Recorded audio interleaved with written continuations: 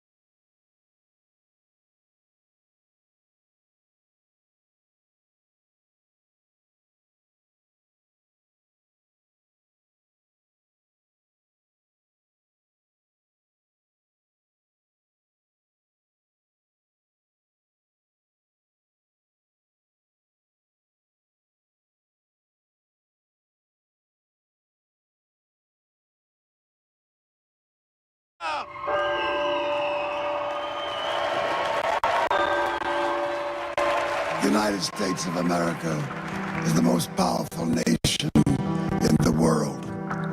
Yet, the way in which we treat many of our citizens is a shameful display of our power. For hundreds of years, African Americans and their allies stood up and fought back against racism, segregation, and bigotry. We have been woke from the dream, the beautiful dream, of having our first black president, only to find ourselves entering into a new era of mass incarceration and police brutality that we call the new Jim Crow. People like Michael Brown, Sandra Bland, and my father, Eric Garner, and the list goes on and on. This campaign is listening to our brothers and sisters in the Latino community. Todos sabemos que el sistema no está funcionando en este país. No está funcionando para ninguno de nosotros. And the money that's made from the rigged economy is paying for the political campaigns. And they say they're going to fix things. Wake up, America. How are they going to fix a broken system when they are profiting from a broken system? What this campaign is about is telling Wall Street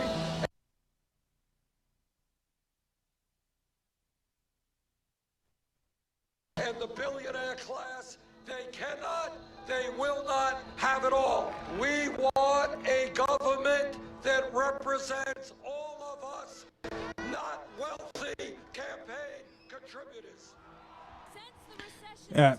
Apologize to everybody. What's happening right now is Bernie Sanders Speeches and Events is trying to get the streams set. Obviously, this is a scrape from ABC, and they're trying to pull it, and they're running these ads, and audio's cutting back and forth. So just bear with us, and if they don't have it coming up soon, we'll come back to you and talk. But we should be good in a moment here. 2 or 3 jobs just to get by, and then after all of that, 58%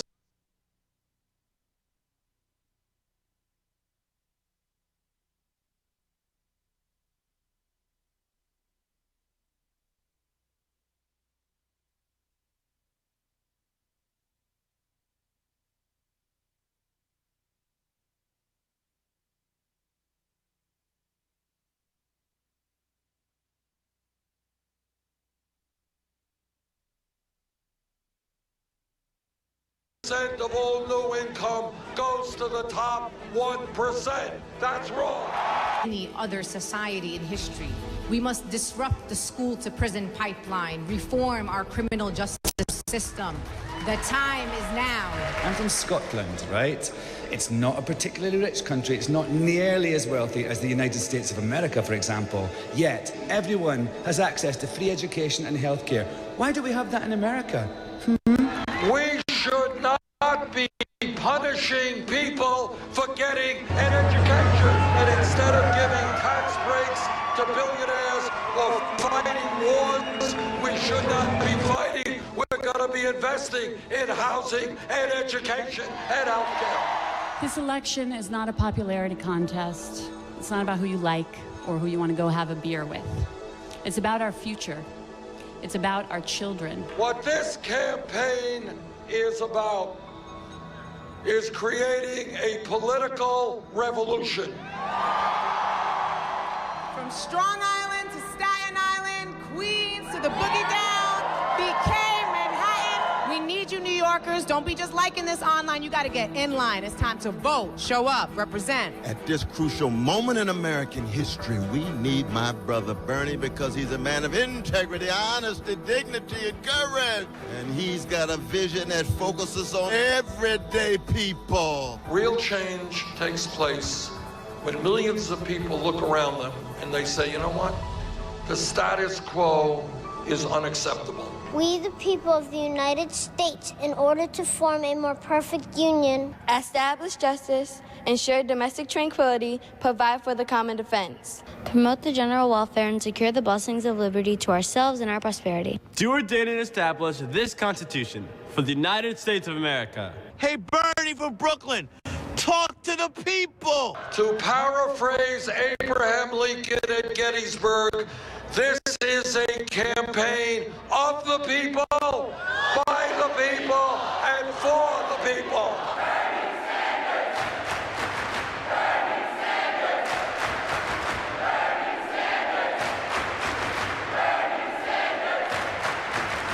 I'm Bernie Sanders, and I approve this message. Well, that's good. All right. Sorry, everybody. This has been a little bit of a mess. Here's what's going on. I've got a different link right now to the event. It doesn't look like these guys, Bernie Sanders speeches and events, have it pulled up, but we've got a local live. So they're running this through MSNBC, or they're showing. So yeah, they've got MSNBC going on.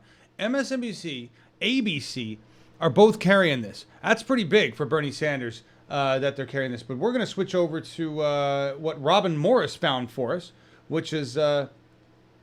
What did Robin Morris find for us today? I like that. That's a good tagline. This is Erie News Now, coverage you can count on. And we thank you, Erie News Now. It looks like they've got it's up here on a player embedded on their website. Give me 2 seconds. We'll pull this up. Nothing's happening yet. Oh, interesting. They give you an embed. Weird. Give me... hang on, guys. They give you this weird embed thing going on. And let me... Okay. I just 1 second. We'll have this pulled up for you, I promise. Let's get some audio going on this. Although I don't think anything's happening at the moment. No, nothing's happening at the moment. Let's see. Can we even hear that? Nope. Nothing coming in. All right. Sorry. We'll have it, though. Eventually, they should be turning audio on this. Right now, there's nothing coming out. as soon as the event starts. We know we'll get audio in that. And we also have... here comes a guy. Hello. Hang on a second, everybody. We've got... I see what's going on. 1 second. We can barely hear this guy. Hang on.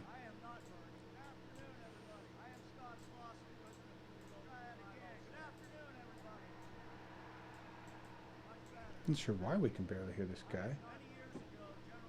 Decided to build a locomotive facility right here in our town. For over 100 years, we built some of the finest locomotives ever built. Thank you. The facility grew and prospered. General Electric decided to build a locomotive facility. At one point, we employed almost 60,000. Hang on. Sorry, everybody. In the mid-90s, the locomotives produced were the highest quality on the tracks. And the community grew around it. Once NAFTA was passed, we employed almost 16,000. It began a dramatic shift of jobs to overseas. In the mid-90s, the locomotives produced the destruction of good-paying American jobs. Once more corporate deals were passed, it began a dramatic shift of losses went overseas. Since 2013, things have taken a major turn for the worse. As more corporate deals lost hundreds of family-sustaining jobs, the job loss increases their use of foreign vendors and transfers production to non-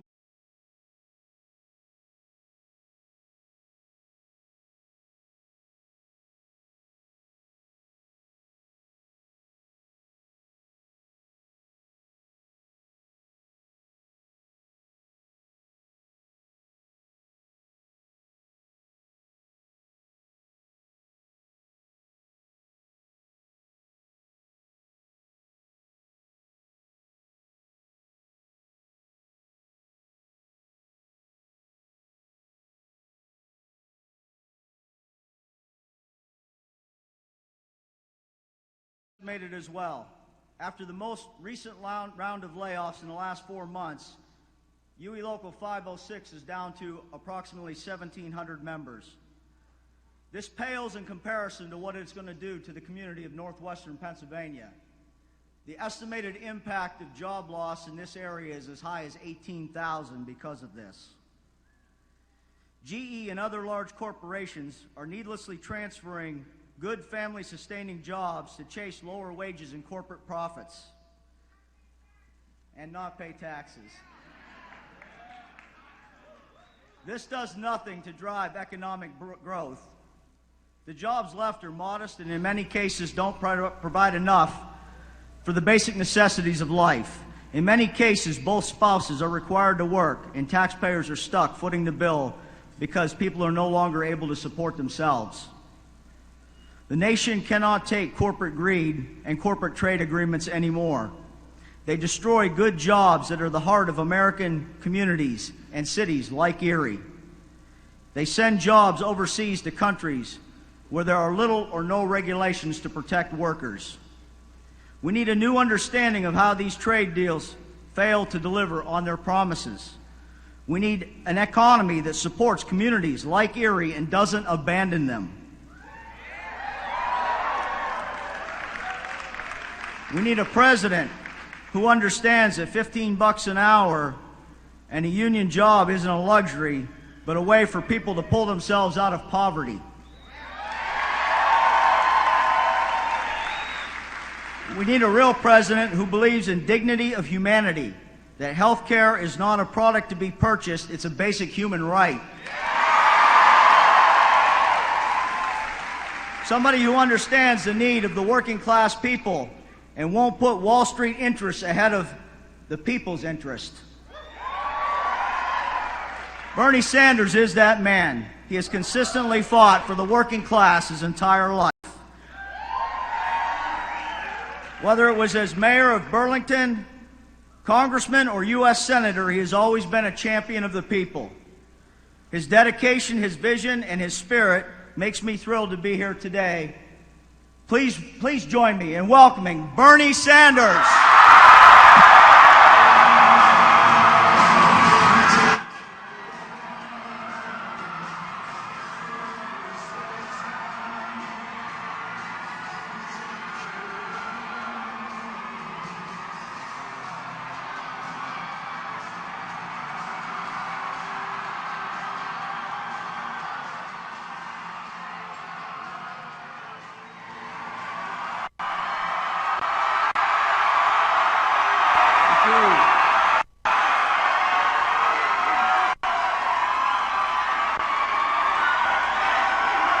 Thank you, Erie.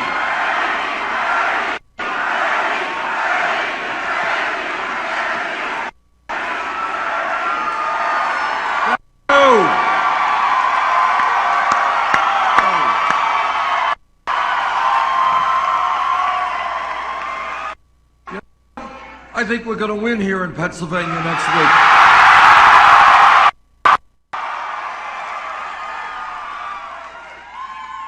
We have a lot of energy in this room, and that energy is going to carry over. Jesse Page, I want to thank Curtis Jones Jr., and I want to thank Scott Slaughter for that great introduction.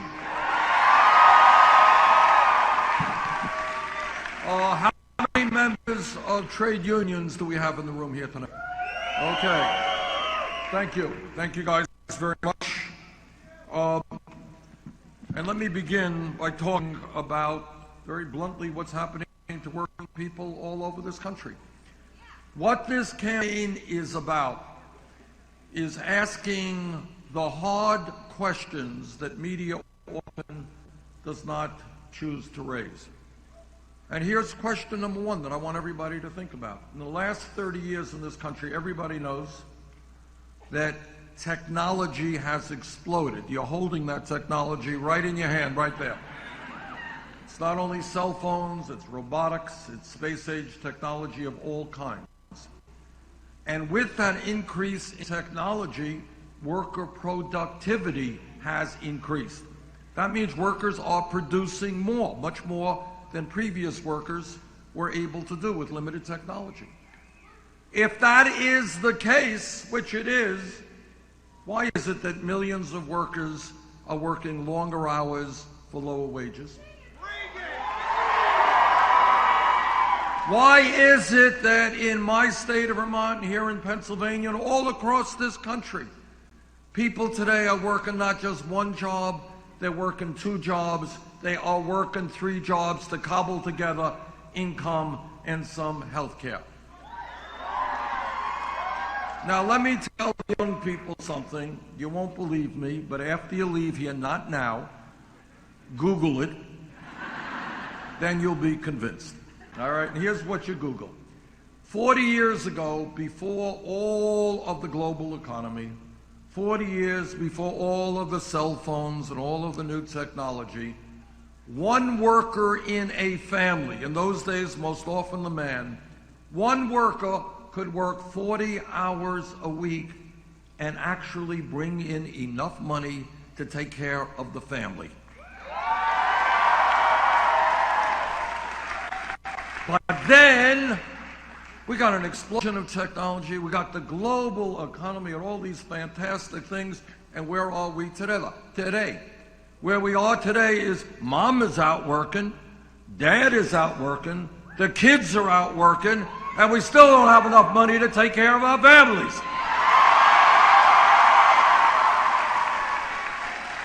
And that is pretty crazy stuff. All right, so you got to take a step back and say, what is going on?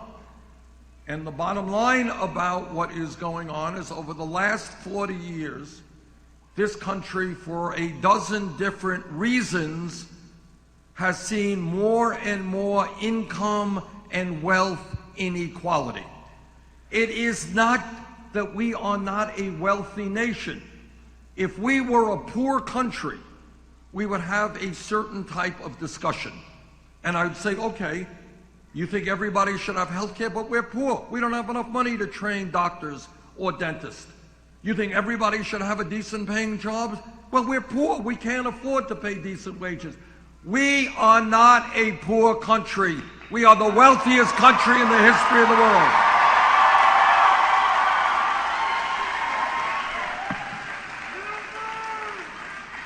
Problem is that has happened over the last 40 years is corporate greed. The greed of Wall Street and large multinational corporations have basically said, we have no responsibility to the average worker. All we have to worry about is our own compensation packages as CEOs and the kind of prices that our stocks are bringing. That's all we have to worry about. And if we can make $5 more by shutting down a plant in Erie, Pennsylvania, and moving to Mexico, moving to China, that's fine, because we have no responsibility to the workers who help make the company great or to the consumers of this country who buy our products. Now, recently, I have had the distinction and the honor of being attacked by Jeffrey Immelt, the CEO of General Electric. And Mr. Immelt was very upset when I suggested that GE has been in many ways an example of the corporate greed that is helping to destroy this country. Well, let me remind Mr. Immelt and those like, we got anybody here from the CWA? Okay, there we got guys who are on strike right now, is that right? And you're on strike because you have a profitable corporation, Verizon, very profitable corporation, trying to outsource call center jobs, is that right? All right? Trying to take back and cut health care benefits, is that right? And they're giving their CEO $18 million a year in compensation, is that right? All right. And in any given year, not only General Electric, but Verizon has tried to avoid paying any federal income taxes. So Mr. Immelt, and let me tell you about Mr. Immelt's predecessor, the guy who went before him. His name was Jack Welch, Neutron Jack Welch, one of the great heroes of corporate America. You know why he was called Neutron Jack? Because he tried to, with almost incredible energy, try to shut down plants in America and move abroad.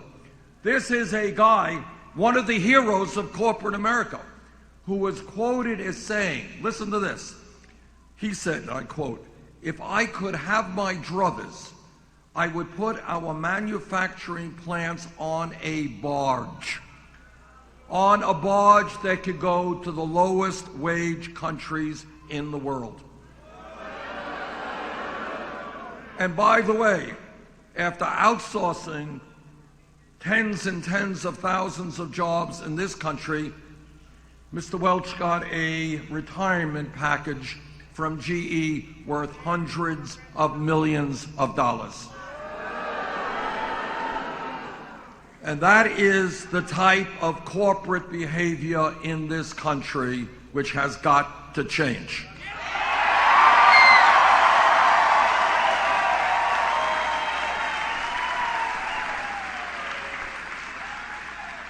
Now, one of the areas that we need a major economic change is in our disastrous trade policies, and that is one of the areas where Secretary Clinton and I have a very major difference. When I was elected back in 1991, took office in the United States Congress from Vermont, Breaking news. Looks like those affidavit provisional ballots, the votes are legal and will be honored. So please, New Yorkers, go vote. Your vote will be counted. And I helped lead the opposition to NAFTA, to CAFTA, to permanent normal trade relations with China and with all of these other trade agreements, because these agreements, as you all know, were written by corporate America for a very obvious and simple purpose. Why do they want to pay workers in Pennsylvania a living wage when they can shut down here, go to Mexico, go to China, go to the Philippines, go wherever, pay people pennies an hour, and then bring their products back in this country? And when you go abroad, you don't have to worry about environmental standards. You don't have to deal with unions in many cases. So what we are going to tell corporate America is, guess what? Those days are over.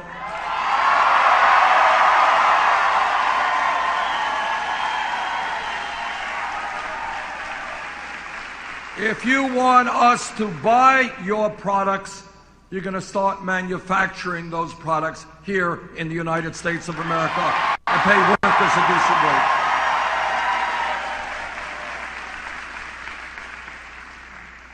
But it is not just trade policy which is one of the reasons why our middle class is disappearing.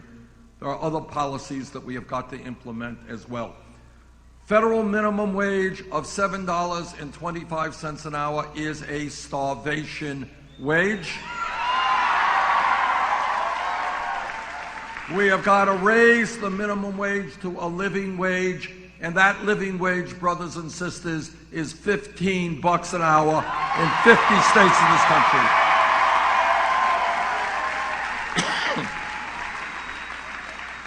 When we think outside of the box, and what I'm asking you to do in this campaign is not allow corporate media or the Congress to decide for you what our options are. Usually they give us these teeny little options.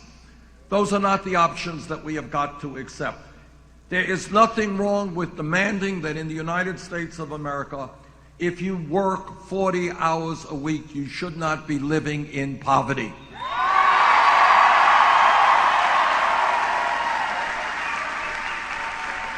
That is not a radical idea. That is an American idea, and we're going to bring that about. And when we talk about raising the minimum wage to a living wage, we are also going to address the sad reality that today women in America are making 79 cents on the dollar compared to men.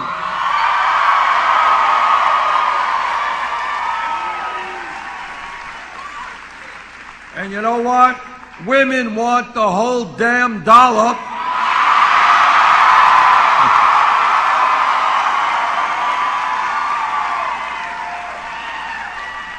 And I know that every man in this room will stand with the women in the fight for pay equity.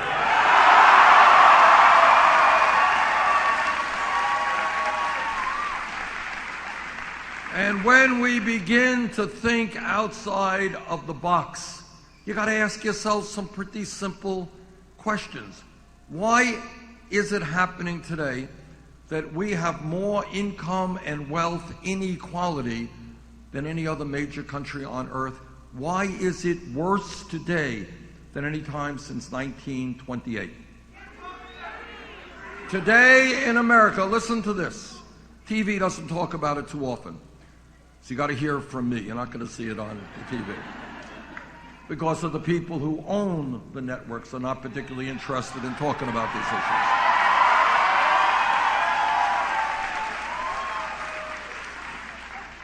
And just think about it from a basic American value system. Look, no one has ever thought everybody's going to have the same wages. No one has ever thought there's not going to be rich and there's not going to be poor. There will. But there is a sense of balance. Right now, the top 1/10 of 1%, not 1%, 1/10 of 1% owns almost as much wealth as the bottom 90%. Now, if we were to spend, which we don't through the media, but if we were to spend time thinking about this issue, whether you're a conservative, whether you're a progressive, whether you're a moderate Democrat, Republican, whatever you may be, most people think that that is grotesquely unfair.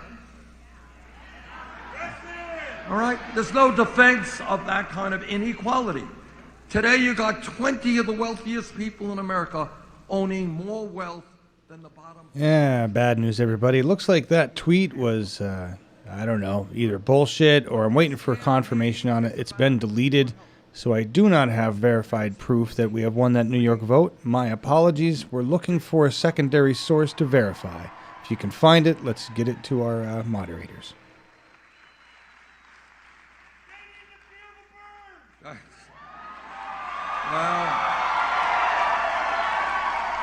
Now let me give you one example. When we talk about a rigged economy, income and wealth inequality are certainly part of it. And when we talk about income, I want you all to know that despite the fact that we have our people working so many hours, mom's working, dad's working, the kids are working, 58% of all new income goes to the top 1%. Okay. Let me give you an example of how the rigged economy functions every day. The wealthiest family in this country is who? All right, smart group of people. Walton family, who owns Walmart. All right, they own, one family, more wealth than the bottom 40% of the American people. One family. Now, the Walton family, who owns Walmart, Walmart is the largest private sector employer in America. They pay their workers wages that are so low that many of their employees are on Medicaid or food stamps. Got that? Who pays for the food stamps and the Medicaid? That's right. So this is what a rigged economy is about. The wealthiest family in America gets subsidized by working families because they refuse to pay their own employees a living wage. You know what? We're going to end that stuff.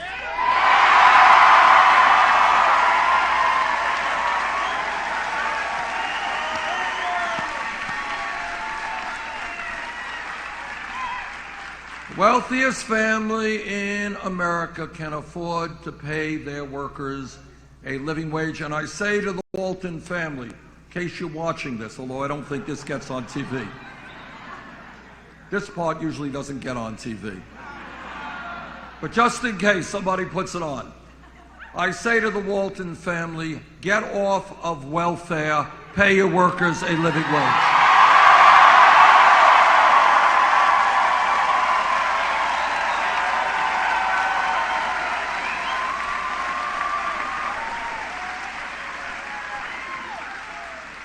Now, it's not just the rigged economy in which the people on top are doing phenomenally well. Corporate profits are doing very, very well while the middle class continues to disappear. It is also a corrupt campaign finance system. And there is a direct connection between the rigged economy and the decline of the middle class and a corrupt campaign finance system. What a campaign finance system is about is that as a result of the Citizens United Supreme Court decision over 6 years ago, what the Supreme Court said by a 5-4 vote, by one vote, they said to the big money interest in America, they said, okay guys, you already own much of the economy, we're now going to give you the opportunity to buy the United States government. And that's true. That's simply what is happening. So you got a situation today where billionaire families like the Koch brothers and a few others are gonna spend $900 million in this election cycle, $900 million to elect candidates who represent the rich and the powerful. What we are going to do is overturn this disastrous Citizens United Supreme Court decision.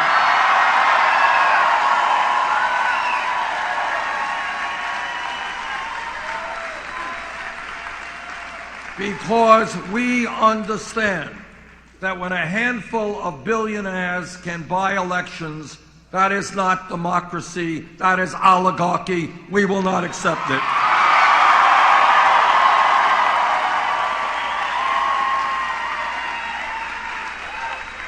Which takes me to one of the very major differences between Secretary Clinton and myself, and that is how we raise money for our campaigns. When we began this campaign, we had to make a very simple decision. Do we do what virtually every other major campaign does, Democrat or Republican, and establish a super PAC? We agree with you. And after 1/10 of 1 second about thinking about it, we said, this campaign does not represent billionaires. We don't represent Wall Street. We don't represent corporate America. To hell with their money. We don't need it.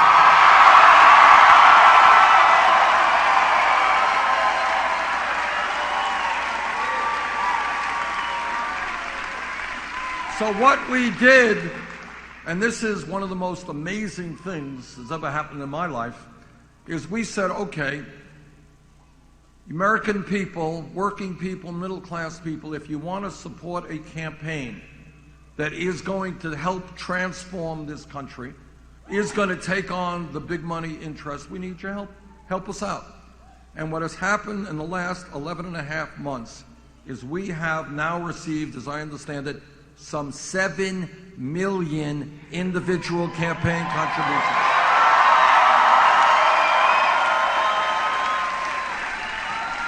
Totally unbelievable. Unprecedented in American history. Anyone know what the average campaign contribution is? $27. To paraphrase Abraham Lincoln at Gettysburg, this is a campaign of the people, by the people, and for the people.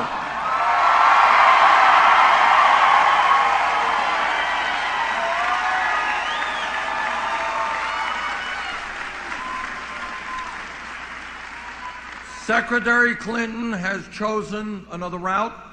She has established a number of super PACs during the last reporting period. Her major super PAC reported $25 million from special interest, including $15 million from Wall Street. In addition to that, Secretary Clinton has given, as some of you know, speeches on Wall Street behind closed doors for $225,000 a speech. Now, you know, you kind of think about it, $225,000. I think the speeches were usually an hour. One of them was 20 minutes. That's not bad for a day's work. Now, it must be that these speeches were so extraordinary, so enlightening, so globally transforming, written in Shakespearean prose. I mean, I cannot think of any other reason why somebody would get paid $225,000. So I think that if these speeches were so extraordinary, Secretary Clinton should release the transcripts.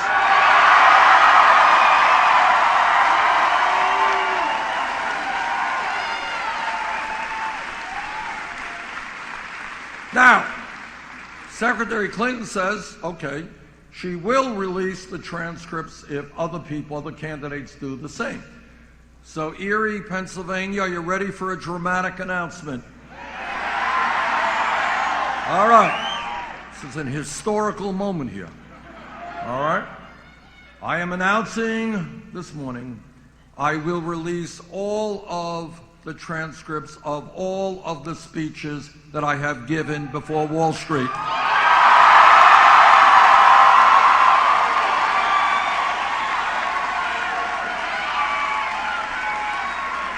And in order to be 100% transparent, I'm going to toss them out to you right now. You ready? There they go. Shh. You got them? All right, there they are. Those are all of the speeches. But you know, I've got my cell phone on and I am waiting to hear from Goldman Sachs or somebody else inviting me to give a speech. And I would love to give that speech. I don't need $225,000. I don't need $2. I don't need 2 cents.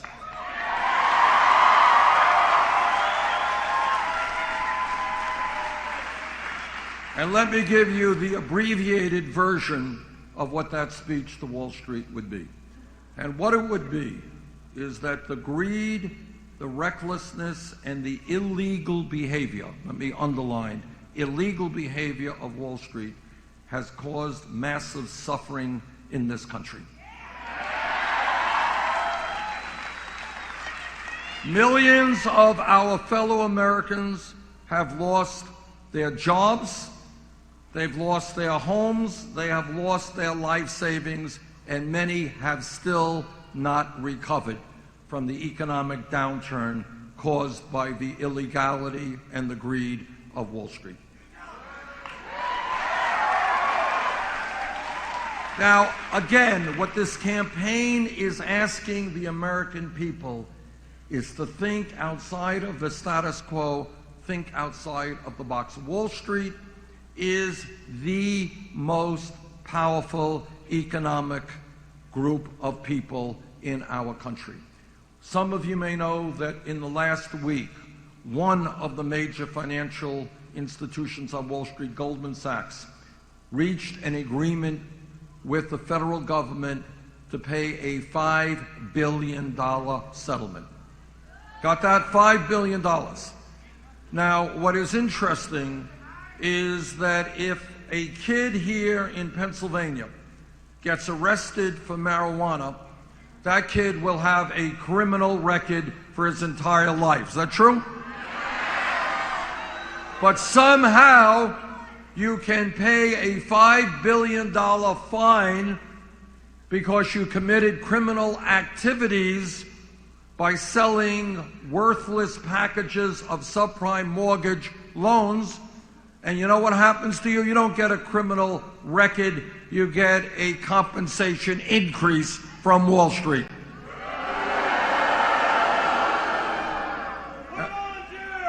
Well, so I think it is time to rethink our criminal justice system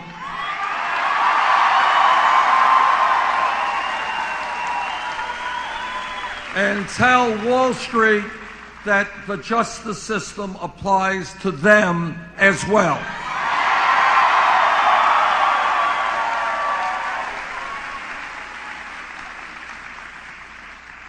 This campaign is doing as well as it is because we are listening to the American people rather than campaign contributors. We are listening to senior citizens. And what seniors are telling me, and disabled veterans and people with disabilities are telling me they can't make it on $11,000, $12,000 a year Social Security. And that is why we are going to expand Social Security benefits in this country.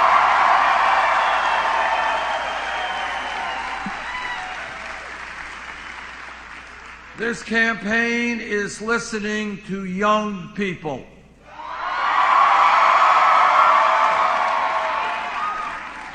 And one of the things that has gratified me the most in this campaign is that at a time when so many of the pundits and the great political scientists, everybody said, well, young people, you know, they're not interested in government, they're not interested in politics. Well, turns out that was not quite true.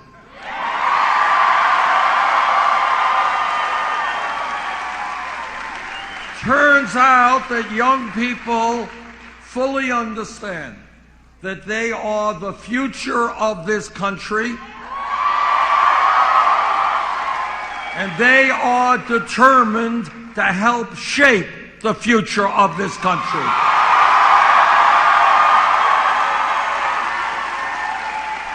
Turns out that young people are catching on, that for the first time in the modern history of America, they may have a lower standard of living than their parents.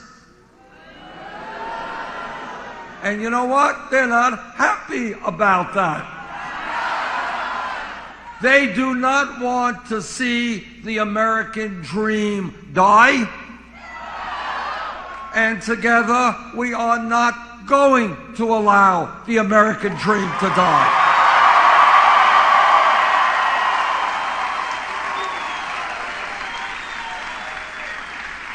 My father came to this country from Poland at the age of 17 without a nickel in his pocket. He never made much money, but he and my mom worked very, very hard so that their kids, my brother and I, could have a better standard of living than they did. That is called the American dream. Millions of families.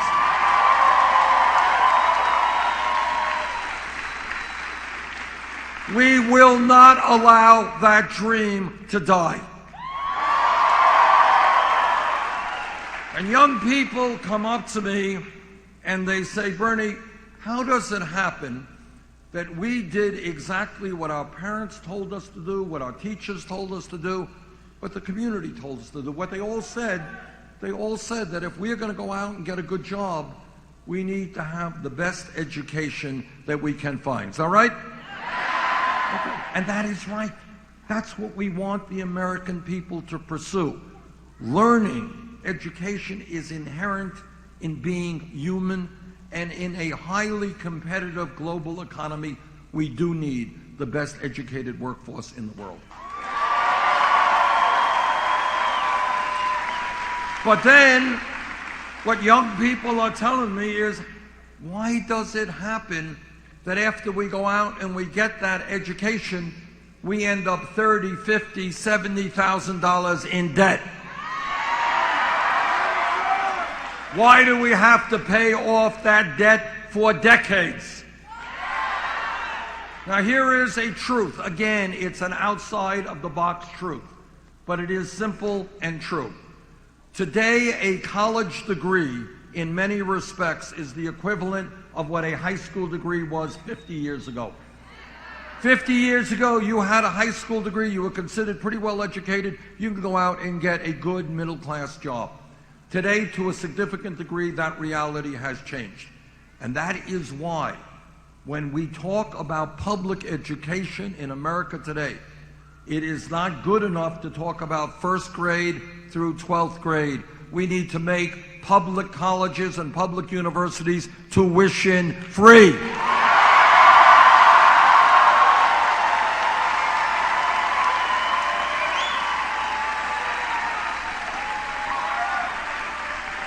And we should not be burdening millions of Americans with high levels of student debt. So what together we are going to do is make public colleges, universities tuition-free, lower student debt. And then people say, I was just asked this question before I got up here by somebody in the media. Well, Bernie, that's a great idea. How are you going to pay for it? Okay, this is how we're going to pay for it. We're going to impose a tax on Wall Street speculation.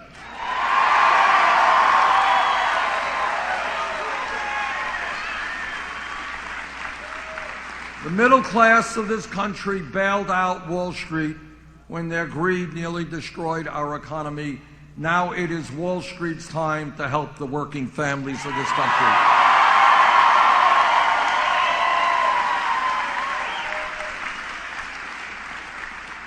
It is not a radical idea. Again, I grew up in a family, my parents never went to college.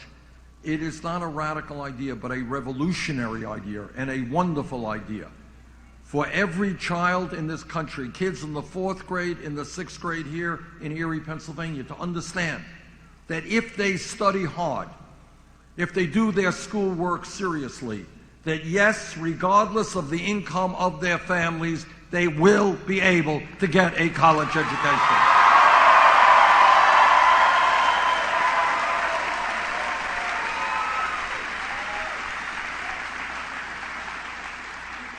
What this campaign is essentially about is thinking outside of the status quo, not accepting what you see every day as something that has to exist decade after decade.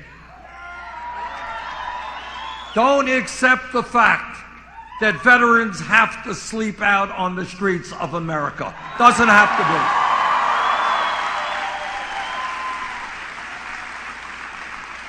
Do not accept the fact, just because it is there in front of us today, that inner cities of America, where African Americans, Latinos largely live, have got to be dilapidated, schools inferior, unemployment off the charts.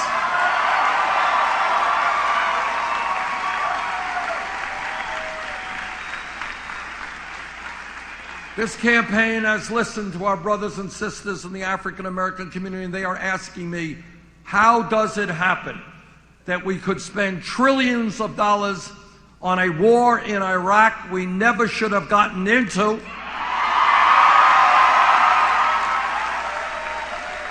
And yet, supposedly, we don't have the money to rebuild inner cities in America.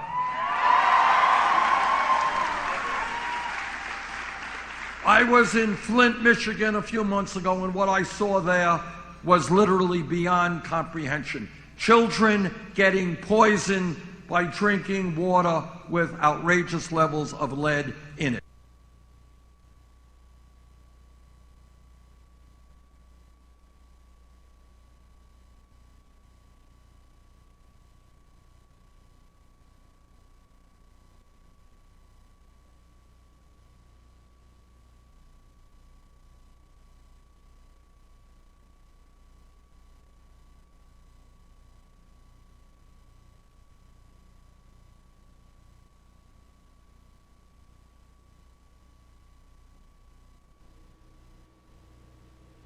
Yeah, we froze.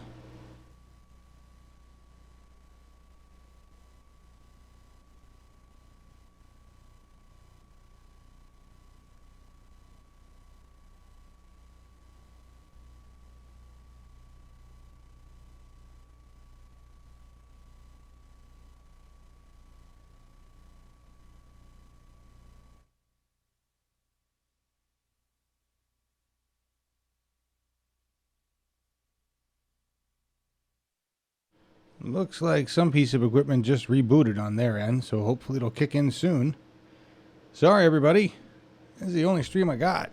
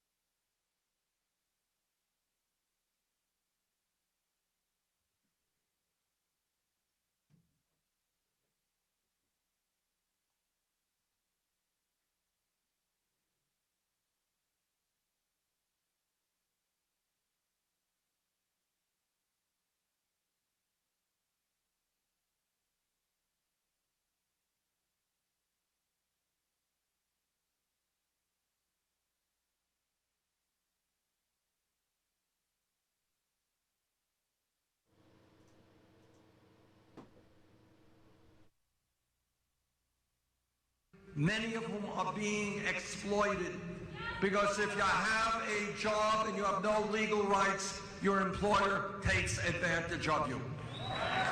And that hurts every worker in America. And that is why we need comprehensive immigration reform and a path towards citizenship.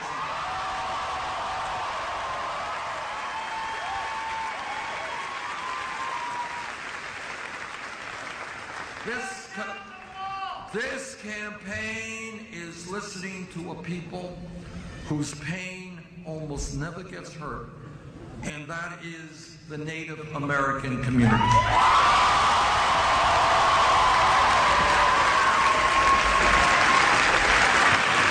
Everybody here who has studied 5 minutes of history knows that Native Americans were cheated, were lied to, before we even became a country, and treaties they negotiated were broken.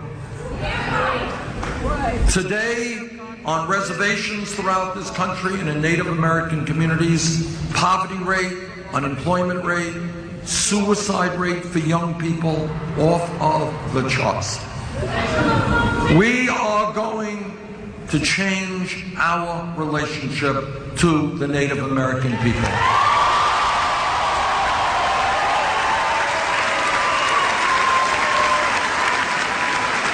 We owe them much more than we can ever repay. And one of the things that they have taught us more than any other people is that as human beings, we are part of nature.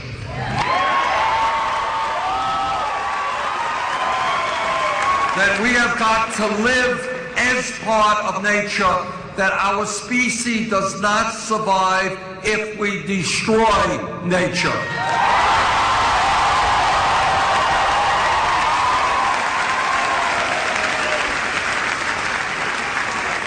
I am a member of the U.S. Senate Committee on the Environment, and let me just tell you what I think most of you know. I have talked to scientists all over the world, and what they have told me, and I think you know, is that climate change is real. Climate change is caused by human activity, and climate change is already causing devastating problems in our country and around the world. We have, as human beings, the custodians of this planet we call Earth. As human beings, we have a moral responsibility to leave this planet in a way that is healthy and habitable for our children and future generations.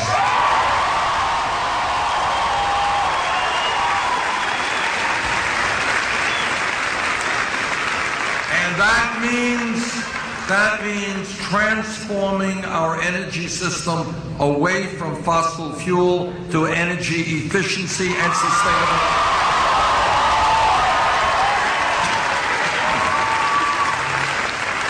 And by the way, when we do that, when we weatherize millions of homes throughout this country, when we become aggressive about solar, wind, and geothermal, we are going to create millions of decent paying jobs.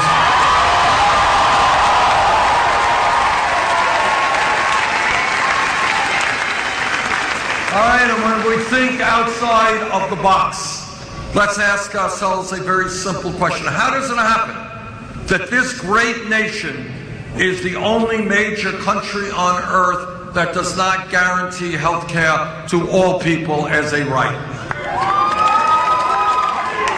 United Kingdom does it, France does it, Germany does it, Holland does it, Italy does it. I live 50 miles away from the Canadian border in Burlington, Vermont. They do it in Canada.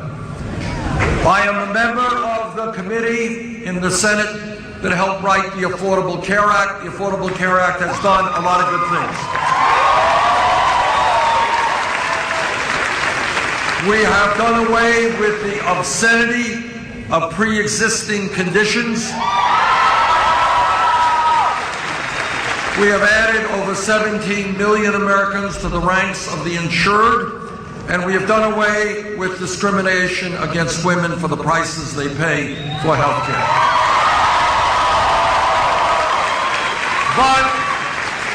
But here's where we are. Today in America, 29 million people have zero health insurance. Many of you are underinsured with high deductibles and copayments. Is that right? And when you got a high deductible and a copayment, you know what that means? It means you don't go to the doctor when you should. Okay? And on top of that, every one of us is being ripped off by the greed of the pharmaceutical industry. A pharmaceutical industry that is charging us the highest prices in the world for prescription drugs.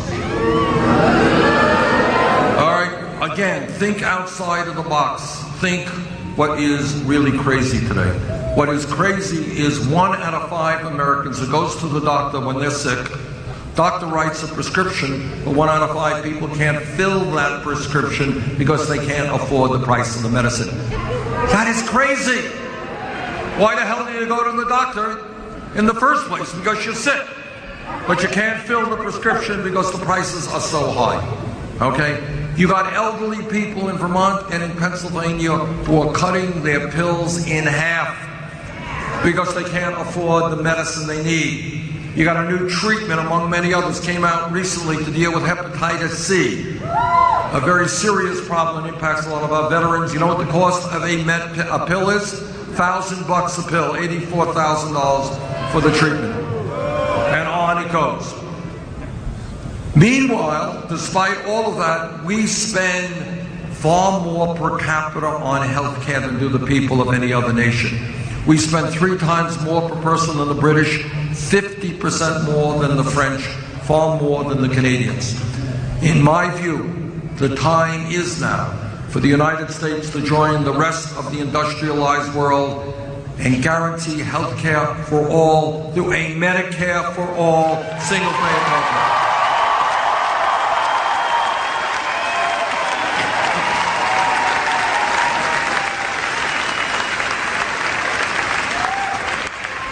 Everybody here knows a very profound lesson of American history, and that is real change, not superficial change. Real change never happens from the top on down. It's never some president coming up with a great idea. It is always from the bottom on up. Real change took place over 100 years ago when workers were tired of working 7 days a week, 12 hours a day, getting no decent pay, being fired arbitrarily. What did workers say? They said, we are sick and tired of that. We demand dignity on the job. We are going to form trade unions to protect our interests.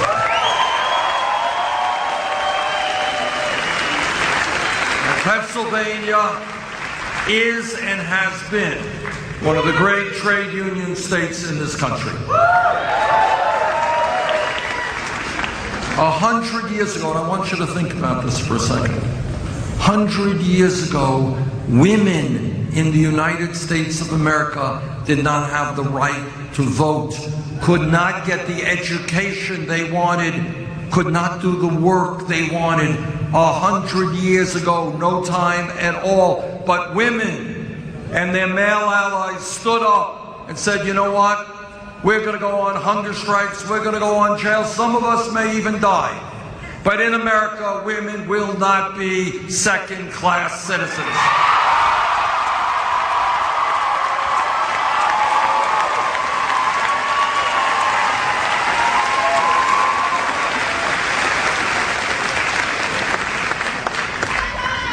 All right, do we need a medic? Okay, somebody? All right, we've got a medic there, please. All right, can we help that person? Okay. Here, make way. Okay. Okay, good. Okay, good. Thank you for escorting. Okay, good.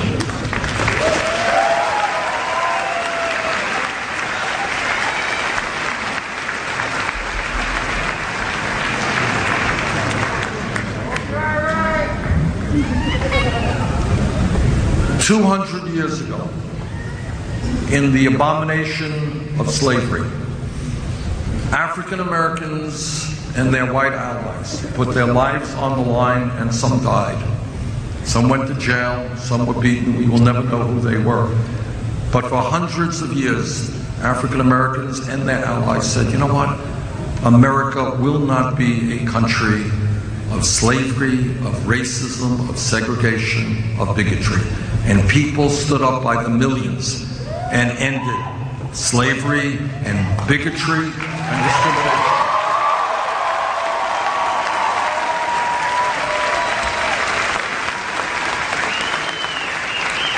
Nobody did it for them on the top.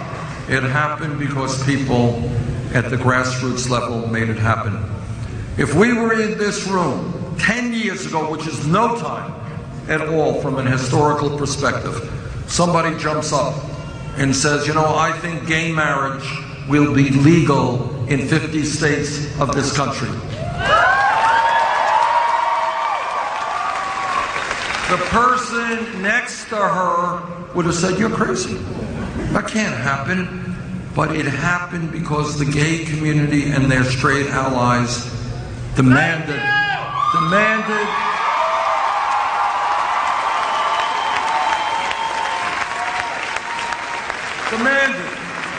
that in America, people have the right to love whomever they chose, regardless of gender.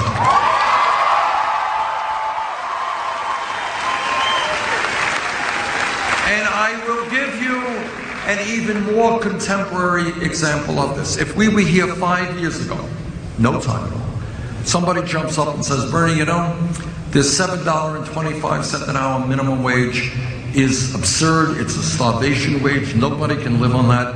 We got to raise the minimum wage to $15 an hour. The person next to him would have said 15. I want you to think about this. Person next to him would have said $15 an hour. You want to more than double the minimum wage? You're out of your mind. You're thinking too radically. All right, $8 an hour, maybe $9 an hour. Who knows, maybe even 10. But you can't go from 7.25 to 15. But you know what happened? Workers in the fast food industry, in McDonald's, in Burger King, in Wendy's, went out on strike.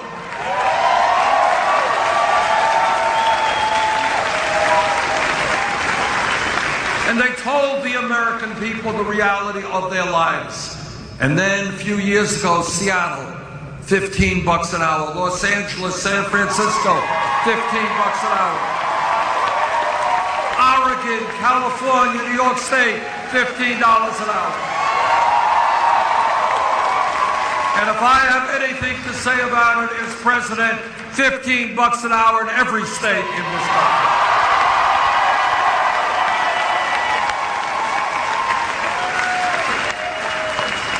What is my point? My point is, if we are prepared to stand up and fight back and not accept the ugliness of the status quo of today, we can make profound changes in our country.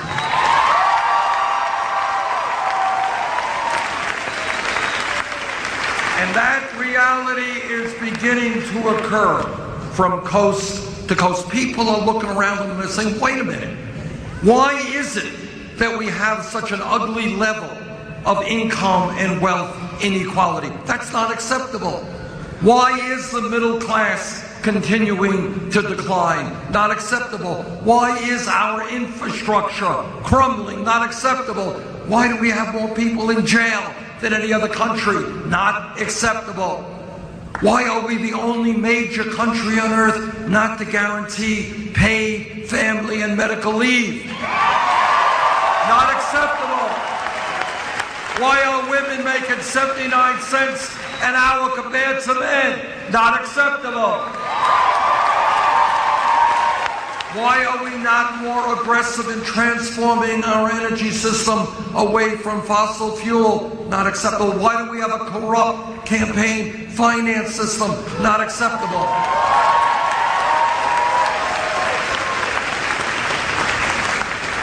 And once we begin looking at this stuff and you say, wait a minute, this is the United States of America. Don't tell me that we cannot transform this country. We can. And that is what this campaign is about. It is not complicated, brothers and sisters. What this campaign is about are millions of people standing up, fighting back, and demanding a government that works for all of us, not just wealthy campaign contributors.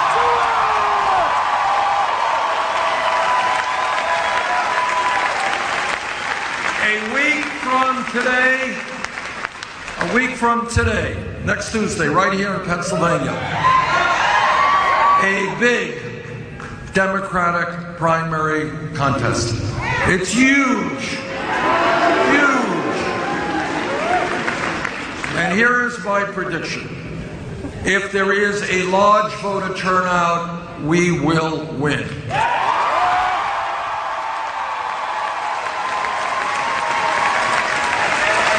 So next Tuesday, let us see Pennsylvania having the largest voter turnout in the history of their primaries.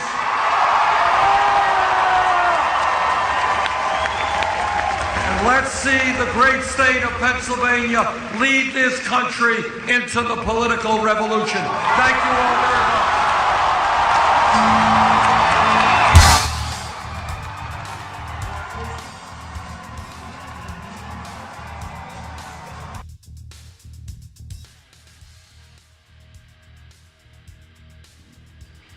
All right, that was Bernie Sanders live in Erie, Pennsylvania. And we finally landed with a stream from Bernie Sanders speeches and events. And I really like this metal riff that they go out on. I got to get me one of these. It's nice. Makes me feel like we're at a radio station, right? Bernie Sanders live from Erie, Pennsylvania. Later on this evening, he'll be somewhere else. Let me find out where. We're going to join him. University Park, Pennsylvania. We will be there. Thanks to the background music from Bernie Sanders speeches and events. Really apologize for the bouncing around, everybody. We had to go from, and yeah, it's bright as hell here today. Here. Lighting fix. It's a little better. We went from a scrape of an ABC feed to a local Erie News Now feed that died. Their server reset. Happens to me occasionally. And then we found Bernie Sanders speeches and events, who was scraping an MSNBC feed. This is how it goes. This is basically what we have to do, because we don't have direct access to all of this information. We should be able to get all of the rallies from all of the political contenders publicly accessible. It's the way it should be. It's not, unfortunately, but we're going to fix that with Bernie, along with a lot of other things. Just everybody in New York. I was looking at the I don't know if you guys are seeing the Twitter headlines here. I'm going to pull this one up here and show you. Here's. Give me 1 second here. Yeah, camera 4 screen. Here's what everybody's saying. This is what's primary day. New York primary voters outraged by broken machines, late polls. You know why? Because those two things are what help the establishment win. Right? Bernie wins with volume. No volume, generally don't win. We've seen that. Low voter turnout, not good for us. This is indicative of what's happened everywhere that we've gone, where the establishment is worried, right? And that's why there's lawsuits in all of these states. And there's a big one going on with New York right now. I don't know the verdict. I know I pushed. Oh, thank you. You guys like my shirt? Thank you. Who says that? Jay Atkinson 85. Thank you. Yes, this is no. Apologize if you believe in a god or goddess or the Great Spaghetti Monster or the Plaid Golf Monster or whatever it is. This is my personal belief. You can believe whatever you want, but science doesn't give a shit, because science is truth and the discovery of truth, and that's my belief. But I don't need to believe it because it's true. Anyway, all right. Vote. If you're in New York and it sucks right now, or your vote was turned down, or there's a whole bunch of shit going down, we're trying to get the affidavit votes to count. I pushed out a message earlier that said that they do. It was a tweet. It was a premature tweetage. I apologize big time for that. I have not seen anything since about it, so I'm guessing it was bullshit. I don't know where that stands. Jimmy Dore, I saw, was somebody said they were in Big Burn Theory. I love that.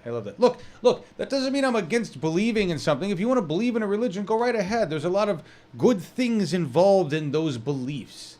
All right? But science is truth. There you go. Where are we at? I don't know what's going on inside the courthouse and what they're doing with that. As soon as we get breaking information, we'll cover that. Jimmy Dore is apparently inside, so you would think he would tweet. So follow TYT, Jimmy Dore, find out what he says, because we don't have anybody inside the building right now. I got nobody else here with me. Everybody else is off doing things. Scott's run away. Eric's run away to go deal with finals. We are coming back. I believe in love. Bernie's religion. That I wanted to say this, like, Hillary Clinton, like, calling out Bernie on his Israel-Palestine, two-state solution. And I don't even understand why it's called a two-state solution. You know what it's called? It's called not killing each other solution. That's Bernie's religion. Not killing each other. Not being assholes to each other. Don't be a dick. Basically, that's basically what it comes down to, is don't be a dick. What did you guys say? TYT is on Facebook. Are they live? Are they streaming the courthouse stuff live on Facebook? Because a lot of times they'll do that. Anyway, let me see. Make sure there's nothing coming through in live production. What are you saying here? Come to be with the unedited speeches. They are longer. Fox 10 switch. Oh, interesting. So a lot of people switched off. Like ABC switched off and delayed, and I'm reading Fox 10 switched from Bernie to HRC. Damn. Yeah, we do the whole thing. I don't know why you would break that up. Well, of course we know why the establishment would do that. But anyway, let me hang on here, guys. We're just running through your comments, by the way. Thank you, comment mods. Thank you guys for being here. I'm sorry this started so fast. I am very sorry this started so fast. I had no idea. Like, I was over here babbling with Scott, and people all of a sudden I'm like, hey, they're on. Shit. And I had to create the event really quick. Usually I would blast it out to the web, tell you guys it's happening. It is noon here. The next event, according to my calendar, is happening at 4 p.m. So maybe we'll come on a little early, 3:45, run a video, get inspired, and we will watch Bernie. That is live from University Park, Pennsylvania, and that's going to be his winning acceptance victory speech. Although apparently Hillary's gearing up for her winning acceptance victory speech in Manhattan, right? I think this is going to come down to a statistical tie.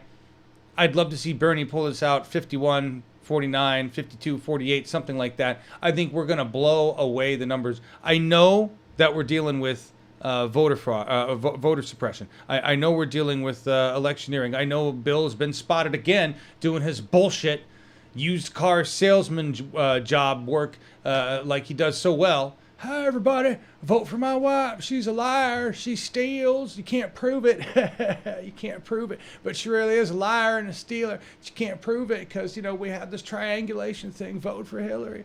Vote for Hillary. You voted for me. All I did was play the saxophone. Yeah, Bill. Fuck you, Bill. Sorry, I just had to go off there. It bothers me because I was duped by Bill Clinton. I was.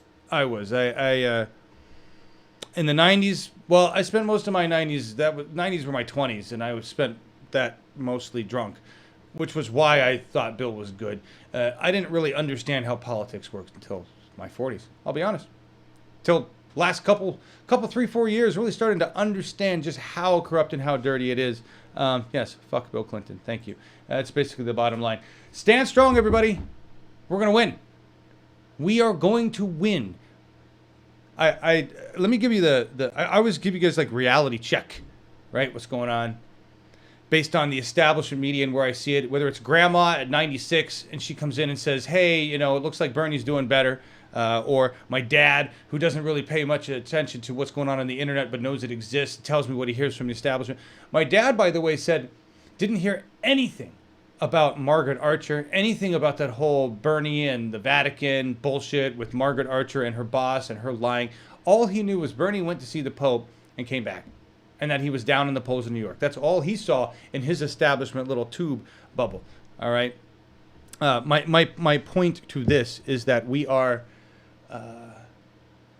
the news now. We are coming out of the establishment framing. We have reshaped it. Don't believe anything they say. Don't believe the polls, because the polls are lies. We've seen this time and time again. Don't believe the polls. They're like 600 people on a landline, right? Believe what you see.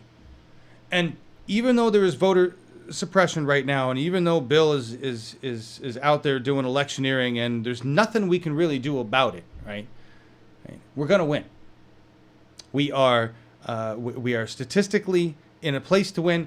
My reality check for today on that is watching our TV, and we have a really big ass Sony TV connected to Comcast, unfortunately, because that's what I get out here, and it has this overlay that comes on and tells me like news updates, like just news updates. Sometimes it's the weather, sometimes it's something about an entertainment star. I have no idea where these news updates come from. This is Comcast's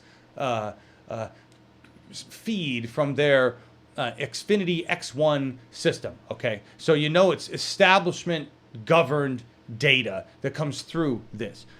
Last night, coming through, it said Bernie Sanders,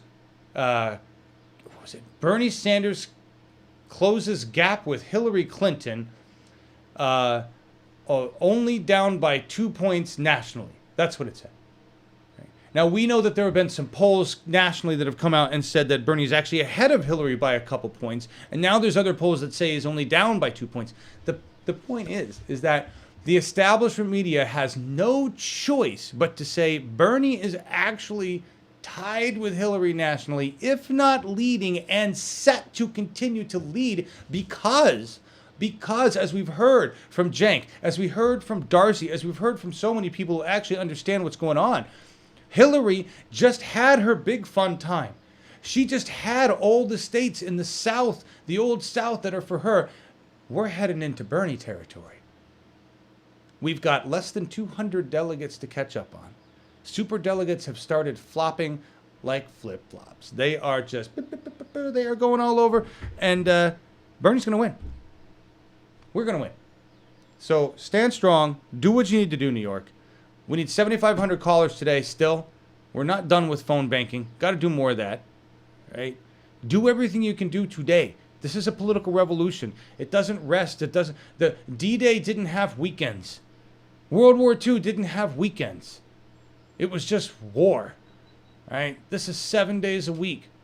Take a break when you can, but then get back to the grind, because in order to save the planet, in order to save this nation, in order to save humanity, we've got to do this. All right? Today is a huge day. Huge. All right. Lawsuit looks like no go. I'm seeing some notes here. All right. That's fine. Bill Clinton is a rapist and a used car salesman. He really is.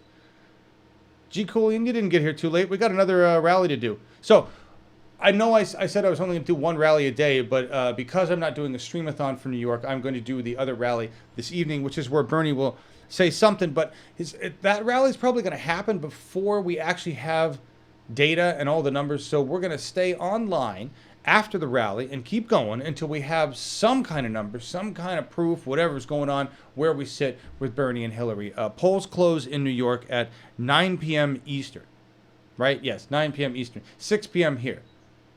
Rally starts at 4. New York Times, what do we got here? What are we reporting here? Bernie Sanders supporters hope New York primary is declared open. So I'm looking at this news right now. This is 2:37 p.m. Eastern time. So pretty recently, and it is saying supporters of Bernie Sanders are holding out hope that a New York federal judge will make a last-minute decision to open the state's primary. Here, let me put this over here. Thank you, Robin, for delivering this. Let's read this together, everybody. Yeah, what does it say here? Election Judge USA, a voting rights group, filed a lawsuit. It would be a hearing was scheduled for 2 p.m. on Tuesday, but somebody else is saying looks like it's a no good go, so I don't know whether this is that's no good or where we're going. I guess we'll have to find out the exact update on that, whether that's the lawsuit they're talking about and it's a no go, or whether we're waiting on that verdict. Sounds to me like the verdict would have already come in based on timing. Either way, something's going on. Don't worry about it. Whatever happens with New York today, one, it's not going to be a blowout for Hillary Clinton. Okay, it's not going to be a blowout for Bernie Sanders. We know that. This is going to be a tough battle. Hillary has entrenched herself. She's got a lot of money. Lots and lots and lots of Wall Street money in New York. She has buddies in New York, right? So this is going to be a lot like Michigan in my mind, where we're going to pull out a tie or a near victory and blow their minds. Remember, Wolf's going to blitz his pants on this. Right? Whatever happens, it's not a loss. Whatever happens, it's been historic. 4 million phone calls in 3 days. If you don't think that had an impact, come on. If those were bombs, 4 million bombs in 3 days, that's huge. 4 million bombs of truth, huge. More today, right? Rallies with 28,000 people. That's huge. That's a mass troop movement right there. 28,000 troops. Marches down the streets. That's troop movement. Right? We have the troops. What Hillary has is secret weapons. And the weapons of dishonesty and cheating and election fraud. And this other bullshit they've got going on with the delegates. Right? But we can beat that. Just because they won't honor the integrity of our democracy doesn't mean we don't have to. We will do the right thing and be above that. So anyway, stay with us. We'll be here at 4 p.m. my time. It's noon 30. I'll see you in a couple 3 hours. What should we go out with, guys? Let's go out with, I don't want to do that one. That one's a little long. We ended with that one already. Yikes. Yikes, I should have had something different. Here, I haven't even seen this one. This is a 2-minute, 18-second. Believe Again. Bernie Sanders campaign, official stuff. Let's go out with this. See you guys in a little while. Thank you so much for being here. Thank you, comment mods. Thank you, volunteers at Bernie 2016 TV. Everybody who makes this place go. What we do here is already considered impossible. Everything else we got to do at this point shouldn't be a problem. Here's Believe Again from the campaign. My name is Brad Jenkins. I'm the son of a proud Korean immigrant, Sunya, and a even prouder African-American veteran, Walter Jenkins. I am a volunteer for the Bernie Sanders campaign. And the more and more that people hear about Senator Sanders, the more and more this movement grows. Young people are starting these conversations. They're phone banking, they're knocking on doors. You have made up your mind. This is my friend Sarah. Hi, Sarah. We need to make it that, education, higher education is accessible to all communities. Yeah. And not just to some. Yeah, Okay, yeah. My brother's a registered Republican. Yeah. But he has a Bernie sign on his lawn. Oh, really? Where did that come from? Me! In the middle of the night. I mean, the criticism I is think often the millennials opposite, have right? more at stake, and I think this idea that young people don't know what they're talking about is really false. Yes. They legalize the corruption. Unless we don't change that, there's nothing can be done in the Congress. I can't say the whole community, but like almost all of my friends supporting Bernie Sanders. My mom stayed home, my father worked. That's enough for us. If he worked with their income, we could buy a house. But now, everybody have to work, not just you, your wife. Like my son is working there.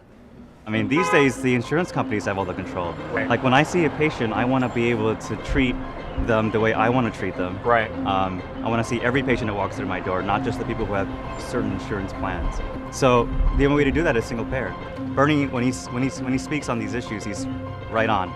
They tell you it doesn't matter, the system is rigged. And what's happening with this movement is that people believe again. People believe that their vote matters. The network of grassroots activists that he's created in this campaign, there's no doubt in my mind that they are going to be a central force in this country.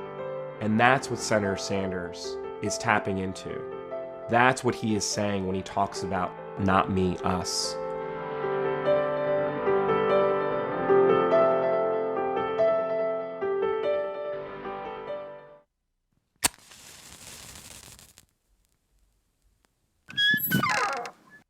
Huge